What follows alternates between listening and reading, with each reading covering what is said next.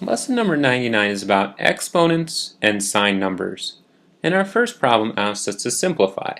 Negative 4 squared minus negative 3 squared minus 3 to the third. What we need to remember when we go through these problems is our order of operations. If we have a problem like negative 4 squared in parentheses, that means negative 4 times negative 4. And that must be equal to positive 16.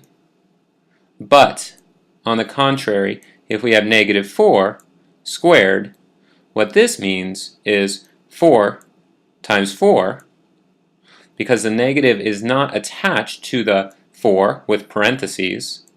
So 4 times 4, that's equal to 16.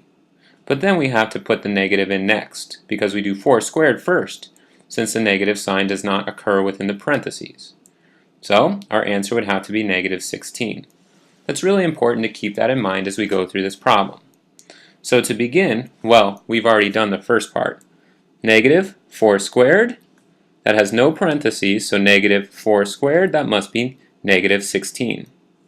Then we have minus negative 3 squared.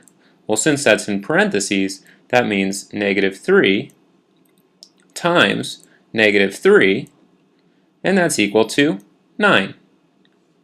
So we get 9 minus, and then we have 3 to the third. It's not in parentheses, so we're just looking at this part. 3 to the third is 3 times 3 times 3. 3 times 3 is 9, and 9 times 3 must be 27. So, minus 27. Now in this part, we can go ahead and we can use algebraic addition to add positive and negative numbers rather than adding and subtracting. So we can get negative 16, and instead of saying minus 9, we can say plus negative 9 and plus negative 27. Negative 16 plus negative 9, that's going to give us negative 25. Then we have negative 25 plus negative 27. It's kind of like saying just 25 plus 27, which is 52, but our answer has to be negative since we're adding two negative numbers.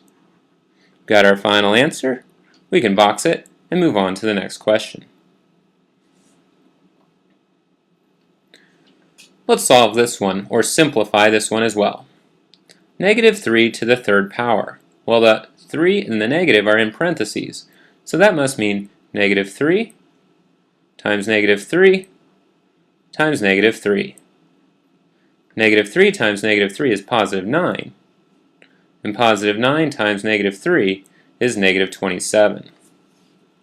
So we're going to get negative 27 minus, we've got negative 2 squared, that means negative 2 times negative 2, which is positive 4, minus 4, minus, and then we've got 2 squared, because the minus is not within parentheses with the 2.